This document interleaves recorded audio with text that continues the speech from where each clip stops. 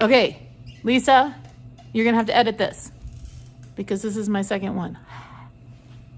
All right. Okay. Hey friends drinking beer, I am here in Virginia at Penn Druid Brewery with Jennings Carney, one of the owners and brew masters, to get some information about this amazing beer. And so one of the questions we wanted to know is kind of how did this all get started? What was your inspiration? Why do you do this? Thank you for having us. Yeah. So my brothers and I were I guess we're still in a touring band called Pontiac, and we started playing like in 2004. And so over about 10 years, we were on the road a lot here in the States, in Canada, and in Europe, and going to a lot of breweries, got into fermentation. When we were at home, we were also working in restaurants. And so there was a lot of food-centric extracurricular activities while we were on the road, before shows, after sound check, things like that. And so I think everybody gets to a logical point in their musical careers where if they are lucky enough to get to decide what to do instead of having life circumstances forced upon them, a lot of people decide that they may or may not want to stay on the road and make their money full time, and that just becomes something that they can release an album, go on tour, make some money, connect with the fans, record records, that kind of stuff. I do still have a lot of friends that want to stay on the road, and that's cool too. But I didn't really want to do that. And so opening a brewery was a way for us to basically take a lateral pivot so that we could continue to record albums, release them, go on tour, do those kinds of things, but then also not necessarily have to put that kind of pressure on our personal lives and our artistic and creative lives in order to continue. Yeah. And so opening the brewery, I think, was just kind of like that lateral pivot, like I was saying, so that the creative aspect of it never really changed. So it was but I'm releasing albums, I'm writing albums, recording albums, and then now it's shifting over to beer. And so that space in my brain is continually being engaged. And it allowed me to basically, for lack of a better way of explaining it, get paid without having to be on the road. Yeah, and to keep that creative, it sounds like keep that creative juice flowing while you can be creative here in the beer and let the music do its thing here, and then, okay, I can go back and do this here while the beer's brewing, so to speak. Yeah. And still get to be kind of creative, multitasking creativity. That's impressive. Thanks. I kind of think that in terms of how, essentially, I think that if one is open to inspiration or creative input from the universe, however it presents itself, it can take many different forms.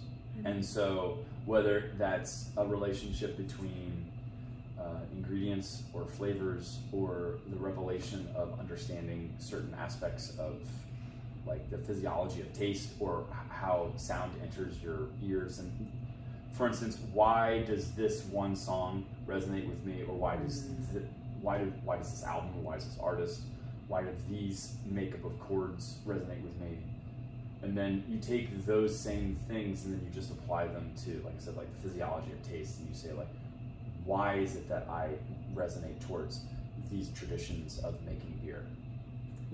Why would I want to gravitate towards a Pilsner, or why would I want to gravitate towards a lambic, or why would I gravitate towards a porter, or whatever it is? So that begs the question, what do you brew and why did you go there? Why do you brew this beer instead of that beer?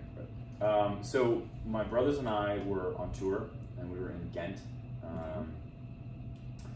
And that's where in the cathedral is the Van Eyck triptych of the Adoration of the Mystic Lamb, which is that really famous triptych that's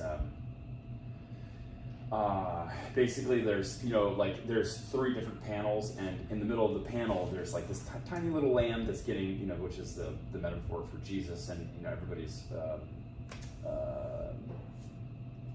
worshiping this lamb. And so we went to go see it because it's an incredible piece of art.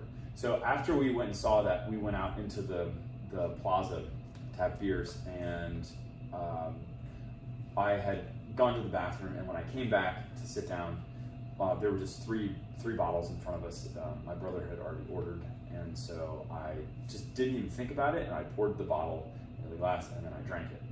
And as soon as I drank it, it kind of exploded my brain. Ooh. Because I had never had this kind of beer before, and this was pretty early on. I think this was like in I want to say like 2011 or something like that, maybe. And it was a Goose by Frank Bone, and so it's a 1, 2, and 3 year blended lambic. And I had never had that before. I'd had lambics before, but I'd never had Goose, and I couldn't really understand what I was drinking, and it fascinated me. It turned everything on in my brain, and I was like, I have to figure this out.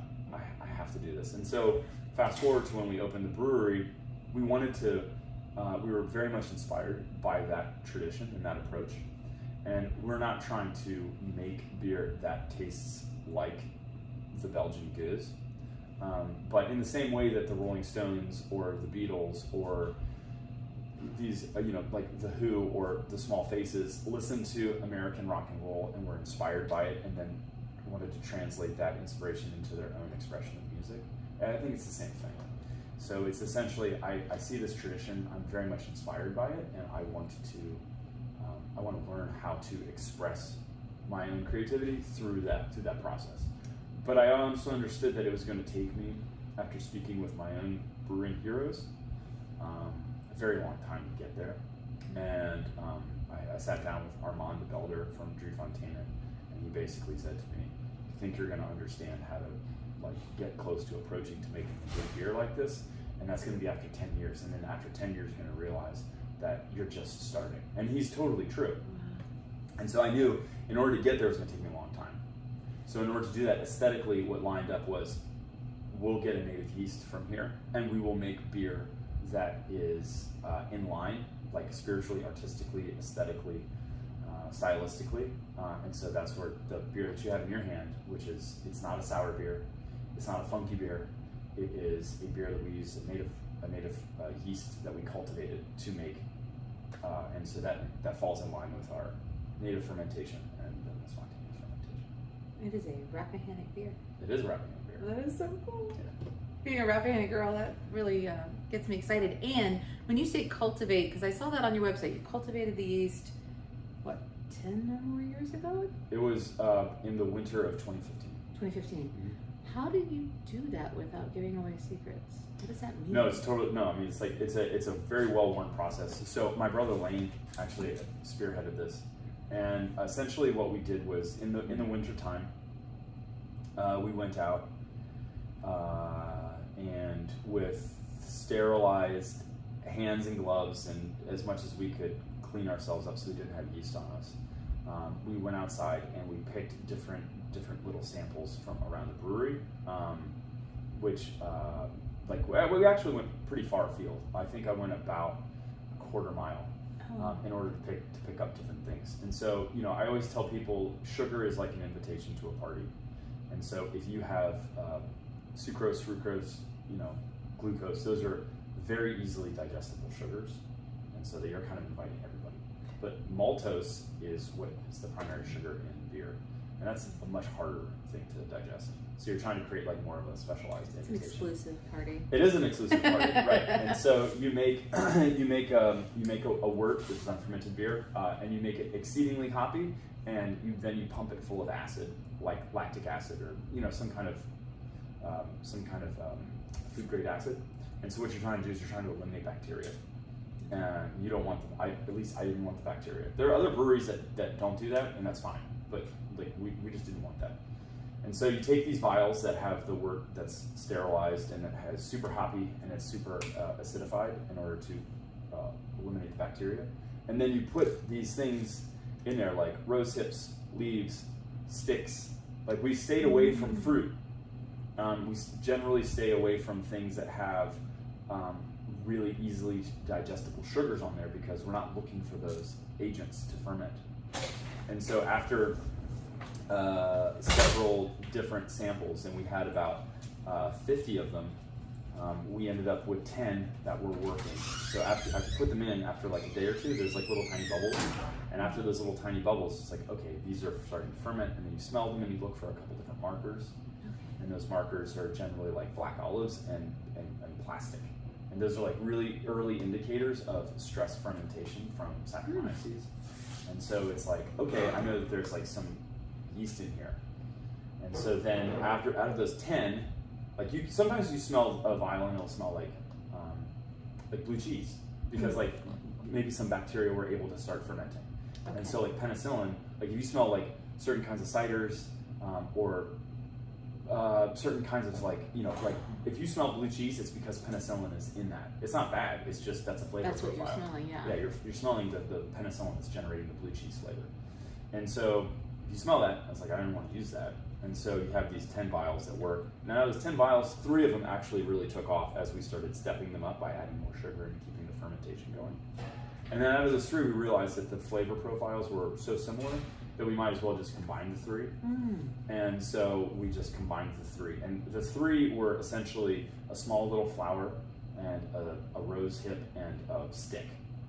And so out of those 3 things came this. And it took 9, it's still in the process, but I'd say at this point it's domesticated. So what does that mean? Well, so it's like, phenotypically speaking, like we all want to do the same things, right? We want to be born, we want to like grow up, we want to have some kind of mature lifespan in the middle of it, and then we want to decline and procreate and then we die, right? And so every kind of thing wants to do that. So if you give it the same parameters, they'll start to act the same way, and that same kind of like Mendelian's process of like, I want these peas to do this certain thing. So you just keep using the peas that have the characteristics that you want. And then you get that genetically. Exactly. Genetic. And so Lane says like isolation through propagation, which is I think a really interesting idea. So instead of what everybody else does, which is essentially like they take yeast from a lab, and even when people say like, oh, this is our house yeast, a lot of people do it. This is totally fine. They go to a lab and they order their Saison yeast, their English ale yeast, or whatever it is, and then they just propagate it for 10 years. So it picks up the house character of their, whatever it is that they're doing, and they've had that. It becomes theirs. It becomes theirs, right? But originally, what they did is they went and got a yeast from a lab. What we did is we went and got it from outside. That's so cool. Thanks. And so over time, it just wants to do the same thing if you give it the same properties. That's why I only use the yeast from the Golden Swan to propagate everything else. I do not propagate other beers from other beers. It all comes back to this, and so that's the mother beer that I do everything else are non-spontaneous off of. Does it give you more consistency in your line? Yeah, and there's essentially there are 2 different cultures that exist in this. There's the native Saccharomyces, and that Saccharomyces wants to behave a very specific way, and it's the primary fermenting agent.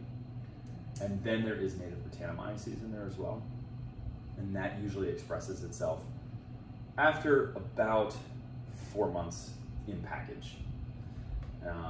And so if you drink beers like Orval, it's a very famous Trappist ale, like that native Brettanomyces character will come out, and some people call it like, there are many different kinds of flavor profiles, and I'd say that on a lot of American mixed fermentation, Brettanomyces has like some very, very clear flavor profiles, and so we tend to try to err towards certain kinds of Brettanomyces profiles, and we do that through a variety of ways of cultivating. Okay, I have learned a lot, and I now have to go research a lot more. And I'm curious about your barrels. Yeah. So you're aging. I'm seeing different dates. I see the 2016 OG. The different. These are all the same. All the same. Yeah, these are all the same. The reason why I have that up there says 2016 OG is because this was actually the first barrel, one of the first barrels that we used in the first season. It was the 3rd batch of spontaneous that we ever did, and so this is a barrel that I've had since 2016. It's the 2015-2016 season. And so I've had it for about 8 years now, and it produces really, really wonderful spontaneous. The way that you can hold barrels if they're not being in use, and right now it's not being in use for spontaneous, but I don't want to, like, there's a bunch of different ways to hold, and you can like wash them out and put like water with potassium metabisulfate and like some other things in there in order to preserve the barrel. Or, which is what I like to do, which is I take the Golden Swan and I put it into the barrel and I let it sit for about 6 months. And the reason why I do that is because we make a beer called Venus, which is a beer coupage. So it is a blend of our like saison, which is our native yeast, and that's blended with our spontaneous, and we get the Venus. Okay. And so when I'm not holding spontaneous in these barrels, I'm putting some Swan in there in order to hold it over for about 6 months, because I'll start making spontaneous again in about 10 months. Or there are other applications, but right now it's like, this is a good way. And when I'm done, I will like take it out of the barrel. I will completely wash the barrel. I mean, that doesn't get rid of the microbiology that's in the barrel, but I will totally clean the barrel and then use it for a different application. I mean, like another beer, but like, yeah. So that's what these are. And so this, I just write it down. I just write the date down, so I know that like right around December or January, it's time to pull that out. So these are wine barrels. Correct. Do you do specific flavor blend, like, oh, we're doing Pinot Gris for this, or nope, we can use any barrel if it's a wine barrel, or like, how do you choose that? What does that impact, or how does that impact the beer? You put it in there? It's a great question. I mean, some breweries will take freshly dumped wine barrels and then use that flavor. That's not what we're doing. Okay. So these barrels are neutral. So Gotcha. you're just getting just if there is barrel character in there, it's going to come mostly from the biology that's inside the barrel itself.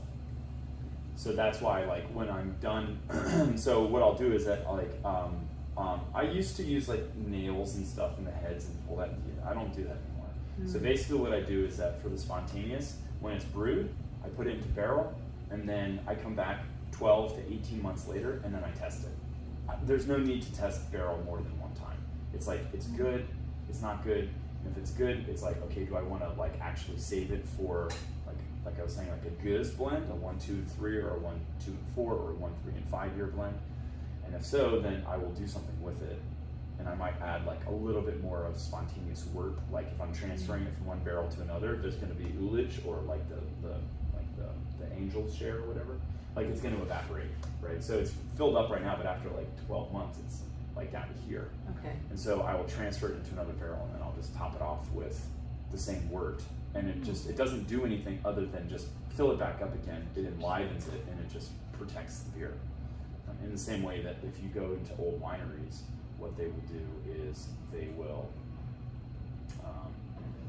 take like old barrels or even old bottles. So if you have like a bottle that's like 75 years old, there will be evaporative loss. There'll be ullage, like you'll lose that stuff. And so what they'll do is they'll take the cork out, they'll fill it back up, and they'll put the cork back in.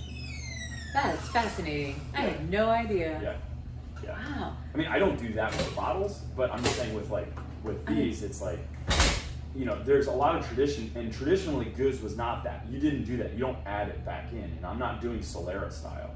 What I'm doing is when I'm moving it, like if I have to like move the barrels, like I don't generally move barrels, but if I have to, it's better for the beer to just give it a little something extra. Do you find it impacts the flavor at all? Because I was wondering, if you do that in the barrel, in the bottle with the wine, my thought is, oh, okay, you've got all the stuff that didn't evaporate, and now we're kind of, I'm thinking of it in cooking terms. I've reduced it, I've got all those essences, I'm gonna add a little more, I'm gonna do it again, and then it changes the flavor, and there's a depth that's different from when you started. But is that true with beer? Yeah, that's an interesting question. I think that like when you have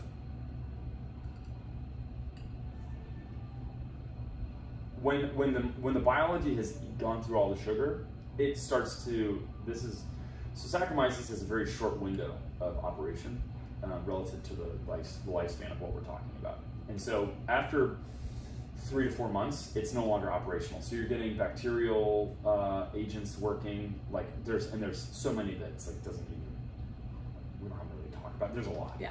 Okay. But the main one that we're really looking at are Pediococcus and Brettanomyces, and those two things will operate on like larger time scales, and they will eat like dead Saccharomyces. They will eat all the sugars. Then they will go in and start eating like different like compounds that are existing within. They'll metabolize different things. Like they're pretty capable at like eating a lot of stuff. But after a while, you've gotten like to a point where there isn't very much left, and that's why we make our wort turbid, doing it in the old style. Because if you just take a saison and stick it in the barrel, after 6 months, like this is going to be 6 months old, there's not much left for the wild yeast and bacteria to eat, so it starts to stress it. And so, but if you make it with like a turbid wort, then you got a lot longer. There's a lot more microbiology. There's a lot more like nutrients for it to like munch on. Yeah. So that I can't really speak to the wine stuff, just because like I do know that like those blenders take a really long time with finding. What they're trying to do is they're trying to save the essence of what's in that bottle. They're not trying to change it. So they're like, this is really good. So we're gonna like, how do we keep save that? Yeah, how do we keep that? And in the same, I'm not trying to change the flavor. Like I have some barrels that are like 3 year. That this will in 2026 will be 3 year. And so like I was like tasting them and I was like, this is amazing. I want to keep this. And so I like just moved it over and just like literally added like maybe like a half a gallon of wort, and just to top it up, put it away, and then I won't touch it again until 2026. Do you see what I'm saying? Like if I'm moving a barrel, I might do something just to give it like the college tuition it needs, like set it up for success, right? But once it's sitting, I don't touch it, like ever, unless I'm going to use it. Right on. Yeah. Okay, well, clearly 2026, maybe come back and taste that beer. Yeah, totally. Excellent. I feel like we could talk all day, and I'm not sure I've asked all the questions. So no, this is really good. I'm like, I can't wait till Keith and Lisa hear this, and then they'll be like, oh, we know this, and da-da-da-da-da. But if next venture around, or if I send this to my folks and they're like, hey, can you ask that question that we told you to ask? Oh, I know you're out of town. I might just shoot you an email and ask you to ask. The big burning question is, how do we get your beer all the way in Oregon? We're willing to drive to California.